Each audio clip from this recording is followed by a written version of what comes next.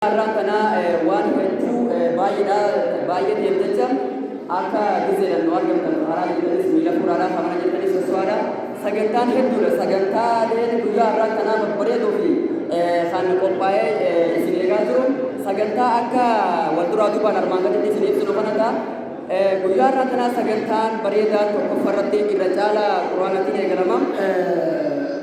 Duraan dursinee quraana Haaliqaatiin jalqabna.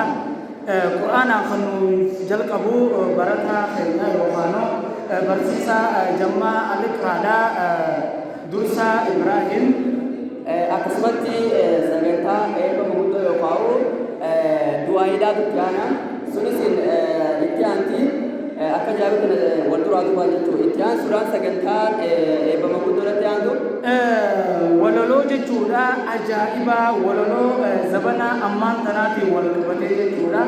Tan ajaa'ibaati guutamaa Jamaal kan nuuf dhiyaatu jechuudha. Itti aansuudhaan nashiidaa Ansaar nashiidaa yookaan shiiree akka ajaa'ibaatti jedhuudhaan qophootti kan asitti isin dhiyaatu taati.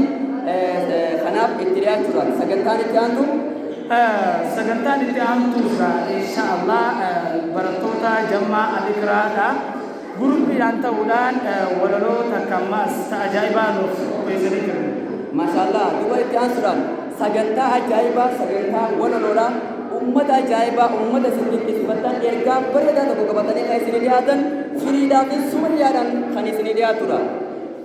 Tuni waan ajaa'ibaati kan isinitti mudaa deemu tun waan takka magaalaa keenya keessatti hin dalagamin jechuudha.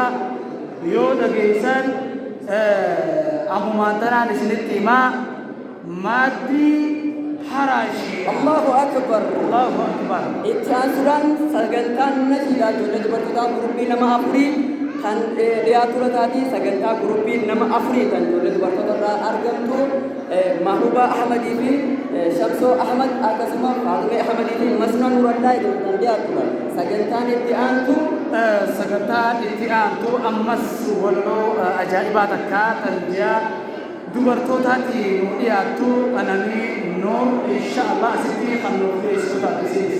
Itti aansuudhaan takka madda haraashii deemsii deemsuu biyyannoon madda haraashiidhaan sagantaa kanatti aananii ni argama yoo isin jedhu Allahu akbar. Allahu akbar. Itti aansuudhaan inshaallahu ta'ala walaloo inshaallah gamaadhumatti gorsa ajaa'ibaa gorsa sheekha keenyaan jechuudha inshaallahu ta'ala asirratti nuuf dhiyaatu.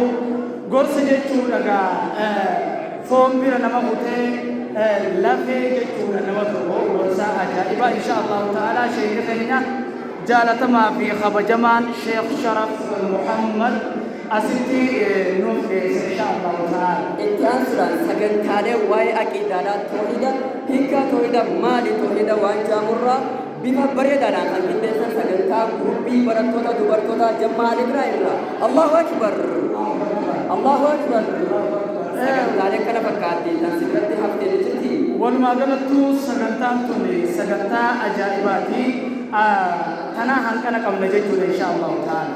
Kanaaf sagantaaleen kana madas argamu baay'eetu jira. Kanaaf sagantaa babbareedaa fi miidhagoo kanneen ergaa babbareedaa keessaa qaban kan armaan gaditti isin dhiyeessine kana ta'a. Kanaaf sagantaan keenya eegaluudhaaf akka lama sadii eegaluudhaan sagantaan eegalamuudhaaf dhiyeessee jirti. Kanaafuu namoonni karaa jirtanis dhaqqabaa isin jechaadha.